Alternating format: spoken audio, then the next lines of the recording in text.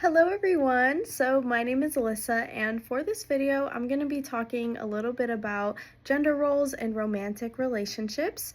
I picked this topic because I think gender roles actually play a really big part in relationships and how they work today. Sometimes they can actually be really helpful, and other times they can create challenges. I want to share some of my thoughts, and I'm going to connect them to what we've been learning in class, in the textbook, and then I'm also going to talk about how this shows up in both heterosexual and LGBTQ relationships. So when I think about romantic relationships, I feel like one of the biggest things that can either help or hurt them is gender roles. In some cases, I think gender roles are actually a good thing. A lot of couples like having that kind of balance, like when the man takes on a more leading or protective role and the girl takes on a more of a caring and supportive role. I think that it can give the relationship some structure and even make both people feel secure as long as they're on the same page about it. At the same time, though, I feel like gender roles can also be a challenge because not everyone fits into those expectations and every relationship is different. Some men enjoy being dominant, but others want to express more emotions. Some women like to be nurturing and caring while others want to take the lead.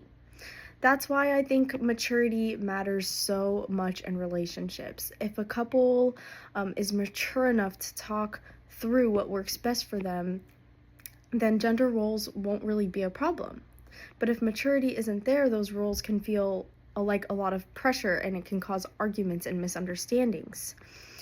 So I also want to talk about how this challenge can also be seen in LGBTQ plus relationships. For same-sex couples, those traditional male versus female roles don't really apply, but society still tries to force them in. For example, people will often assume one partner has to be the man and the other has to be the woman, when that's not really how those relationships work sometimes. That can sometimes create extra pressure for those people because they not only have to figure out their own balance, but they have to deal with the outside assumptions and stereotypes. Again, I also think that's where maturity can come in and communication really matters. Being able to block out those expectations and build a relationship that feels right for both partners.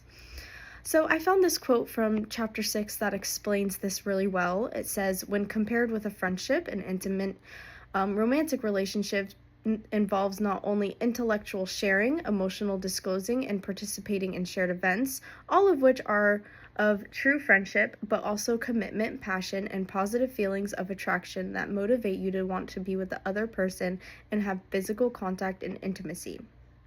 For me, this shows how romantic relationships already have so many layers, like intimacy and commitment. And when you add gender roles on top, whether in heterosexual or same sex couples, it really comes down to how mature the people are handling it. So, for this week, I'm going to talk about my progress I've made. And I've been thinking about how gender roles affect all types of relationships. And I think I also picked a really strong quote out of the textbook that connects really well with my points. And as for my group, we have been looking for questions in the book, and I think we've made a lot of progress. Right now, we're trying to figure out who's covering what questions.